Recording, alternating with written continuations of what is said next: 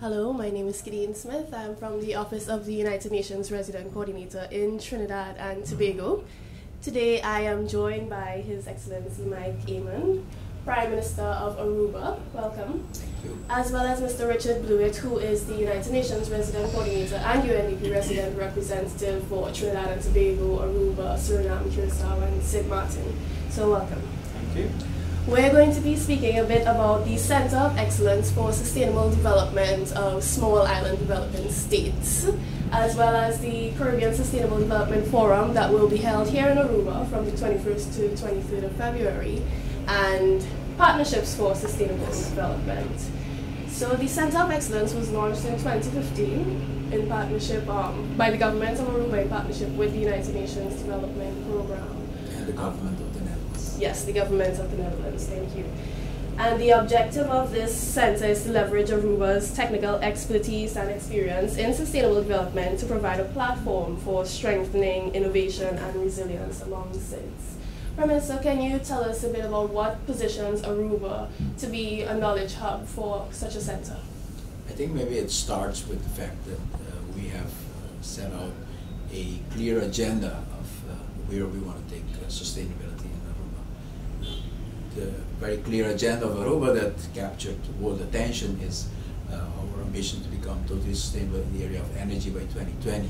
But in fact, it's part of a larger and broader vision of sustainability in the socio-economic and ecological sense also. But what has really captured a lot of attention is that Aruba went to Rio Plus 20 together with Cabo Forum of Richard Branson, and we announced there the ambition to become totally sustainable in the area of energy by 2020. That has brought a lot of attention to Aruba and a lot of partners also to Aruba, and has created a lot of support for the vision of Aruba to create a society where we don't only have economic progress but also connected to well-being and sustainable and shared prosperity for our citizens. And connected naturally to a quite hot item like becoming totally sustainable in the area of energy has really put Aruba centerfold in the attention for definitely all countries that are looking at inspiration, maybe experience in the area of how do you make this conversion possible.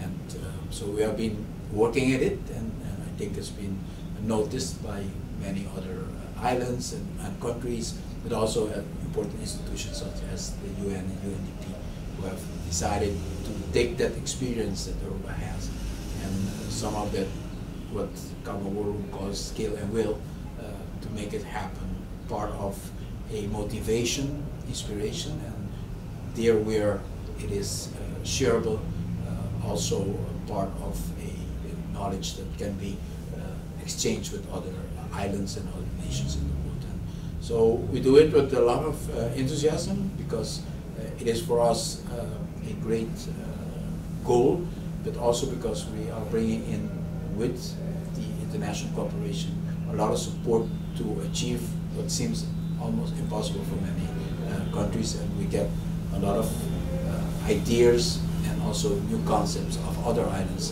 of how they're handling other parts of the sustainability challenges. Thank you.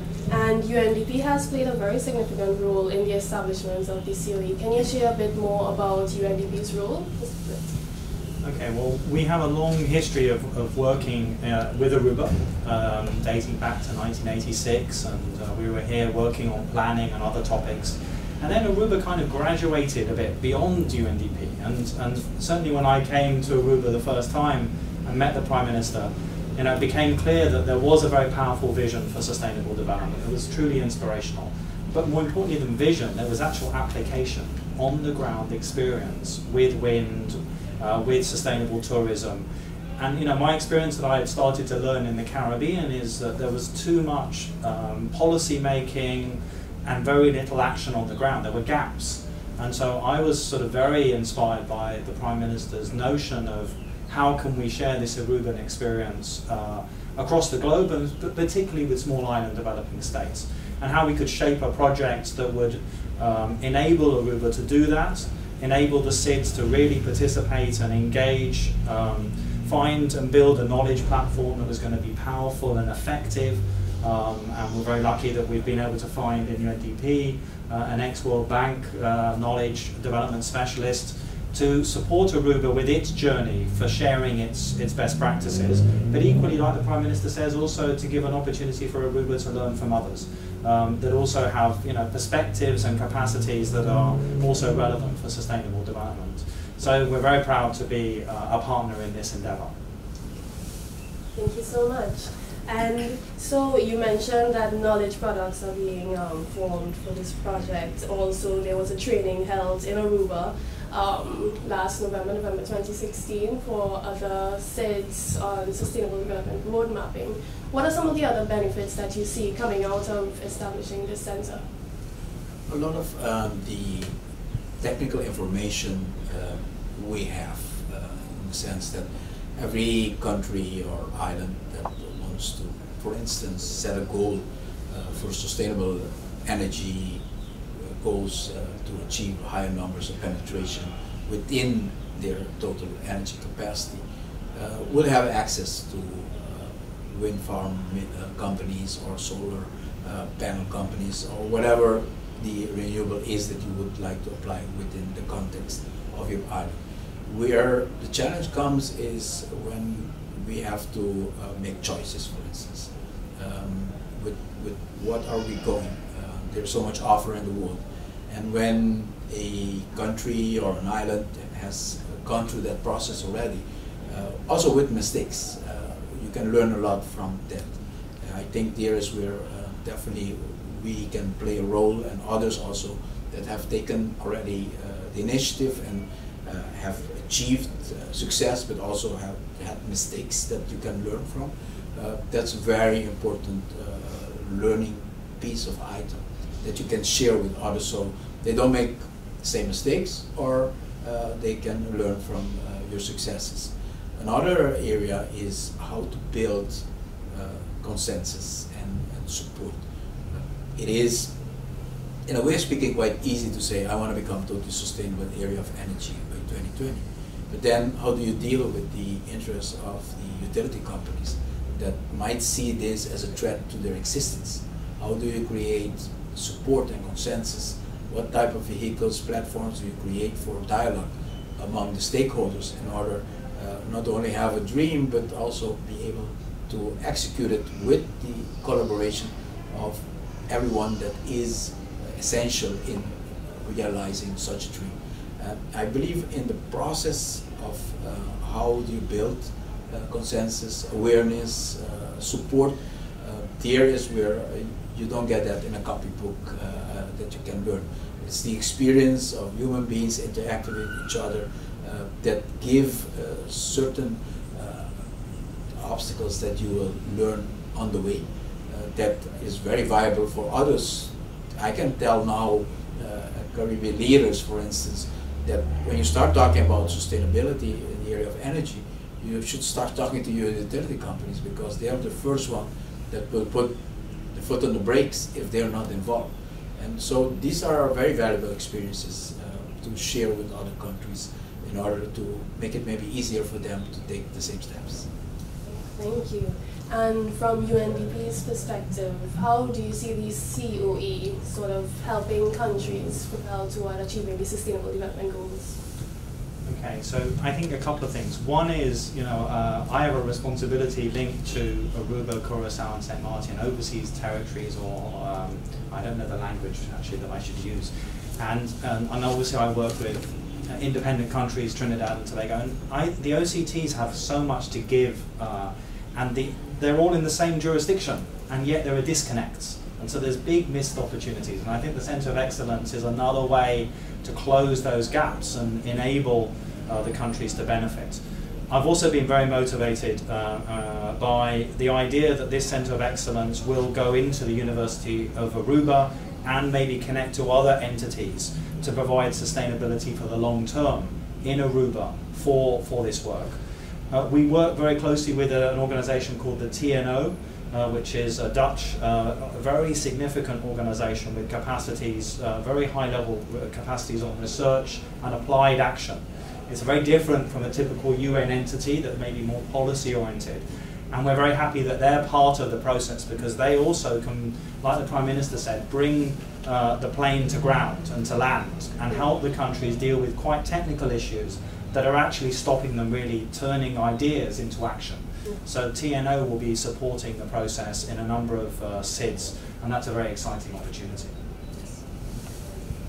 You mentioned a number of partners, and the 17th goal of the Sustainable Development Goals is actually partnerships for the goals. Why is there such an emphasis on partnerships, and why are they so important?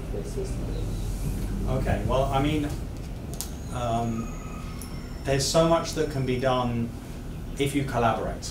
You know, I think we have the Carbon War Rooms is collaborating here in Aruba, and actually UNDP is collaborating with the Carbon War Rooms across the OECS islands, and we're very excited by that because the Carbon War Rooms can use its capacity in one way, and we can apply our capacity to complement. So there's so much that can be done that's more than if you're just in your own framework. And sometimes, you know, we all sit in our own comfort zones and don't see the linkages and possibilities. And so I'm a great believer, and I think the Prime Minister's an even bigger believer in the benefits of levering partnerships to get development. Thank you. And Prime Minister, for example, you mentioned the importance of going to your utilities companies when having a goal like fully relying on renewable energy. What from your experiences are some of the keys to establishing successful partnerships, successful and long-term partnerships that will help you propel toward achieving your goals? One of the things that we have noticed is that sometimes you have to start the discussion at a smaller scale. Like we have in Aruba now a project, it's called Smart Community. We'll take a residential area, we'll be building 20 households.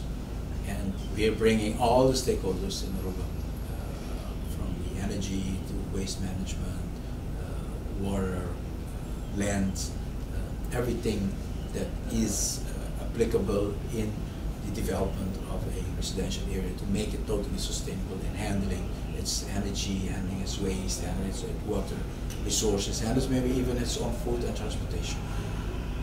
It's not threatening because it's a small residential area that we are building. But we're bringing all the stakeholders that are involved in the whole nation. But we are focusing them on how do we convert one neighborhood into becoming totally sustainable. And the excitement it creates when they can be working without having the concern what this really would affect their way of doing business or their services that they are providing. And look at it just as a very important goal towards the future. And once you have created that level of confidence and relationship bonding that starts growing among those stakeholders, then you can scale it up with more trust and more understanding than when you would start and say, well, we make whole Aruba sustainable. And we see that, and it is something that for us has been an eye-opener also, that through smaller scale projects you can build the partnership, then bring it up to nation level. And those are practical things you learn as you go, but very valuable for anyone who's starting now and to think about it. If you start a nationwide discussion and maybe you never come to an agreement, well, if you can start the discussion a little bit smaller, that is less threatening to all the partners, you can reach consensus that then is upscaling. And those things are quite important, and we are experiencing them in our pathway, and that's are things that we would like to share with others, so we can make it more less difficult. Thank you. And with the aim to rely solely on renewable energy by 2020, what are some of the policies and initiatives or incentives that are being put in place to achieve this target? To start with, when we started, we were very much forced, because our utility companies were not ready at that moment, to outsource our first percentages of our renewables.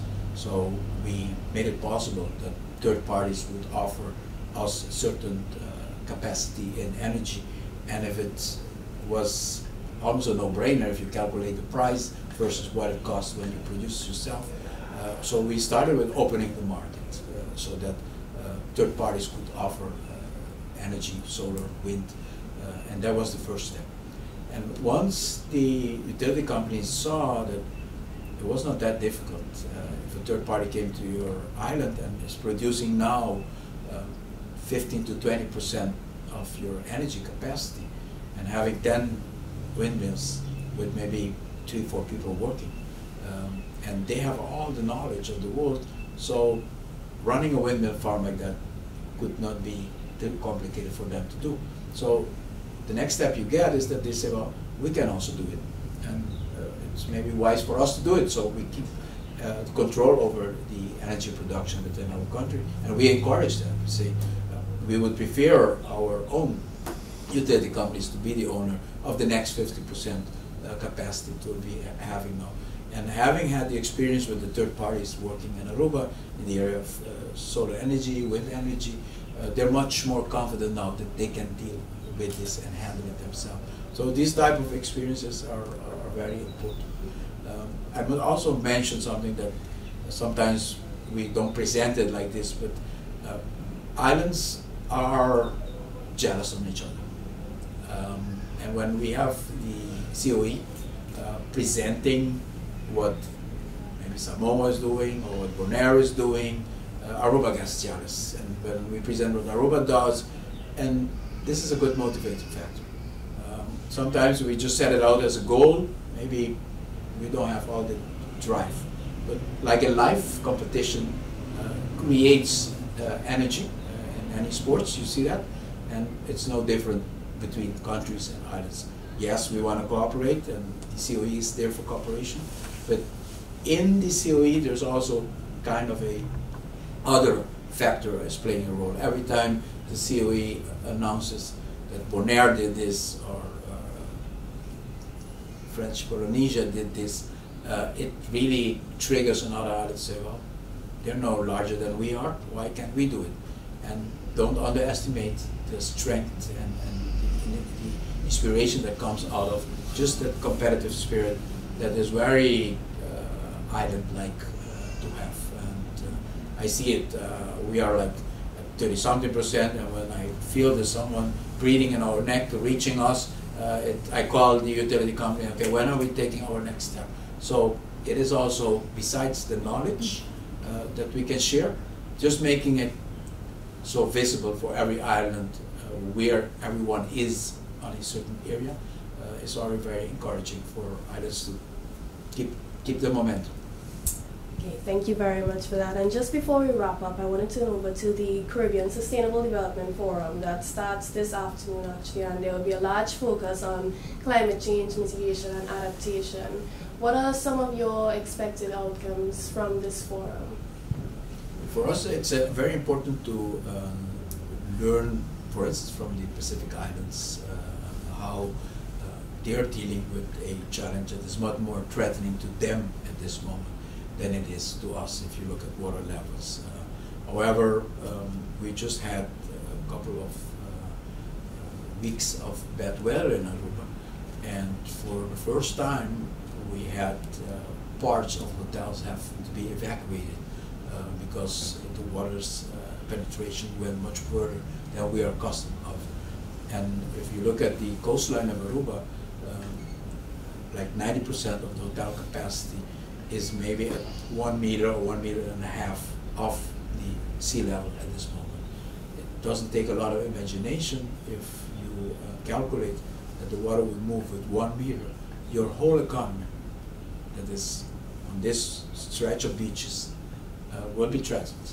And so it's not something we can take lightly. We have done a great effort together with other islands in Paris. The discussion was about 2 degrees. We tried to make a concerted effort among islands for it not to be more than 1.5. We even created a nice Caribbean rhythm to it. We said 1.5, we need to survive. There were many forums in Paris with very intelligent academics presenting the case, but our 1.5 rhythm really made the case. Thank you so much. And Mr. Blewitt, from your end, what are some of your expectations for the Caribbean Sustainable Development Forum? Well, I think it's just, again, it's another great opportunity for the thinkers that work on the questions of climate change, adaptation, and resilience building to actually talk, share best practices, identify, like the Prime Minister, accelerators, ideas that can actually move into action, work on climate change. We know the European Union is interested in investing in climate change in small island developing states, and I think some of the European Union officials will be there. The OCTs, again, have experiences to share with the independent countries, and we're going to have that mix, that dynamic mix in the forum. And hopefully we can come out with some form of declaration and a set of commitments that is grounded into some action. We're also going to have the Centre of Excellence very active in the forum, and I think that will be, again, another way in which we can make sure the forum is not a hidden agenda, but actually can be watched and engaged with from a distance, so that many more actors can be part of it.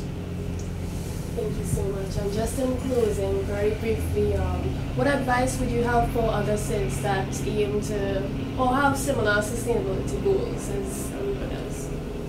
I believe what has really worked for us is to set a clear objective. When you have a clear vocal point of where you want to go and where you want to achieve it, it has a very impressive effect of getting people mobilized, because when you put it in generic terms, sometimes there is no motivation and encouragement to say, well, we have a deadline, we have a moment that we have to reach this. In our Caribbean reality, these days we have the greatest experience with them. It's Carnival season, and Carnival has a date. It's a day when every float has to be ready, every costume has to be ready, every musical performance has to be ready, and we make it ready because we know it's a date. And when you look at what we put on the streets in creativity, in effort, in organization skill, and energy, it's amazing. But the real drive is naturally there's a lot of pleasure and happiness and enjoyment, but there's also clear dates.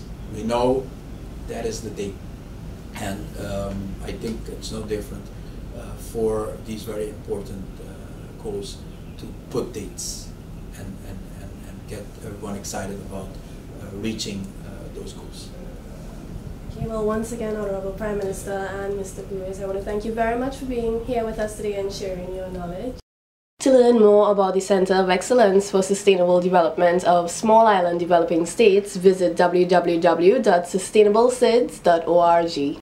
For more information on the work of the United Nations and sustainable development in the Caribbean region, visit www.2030caribbean.org.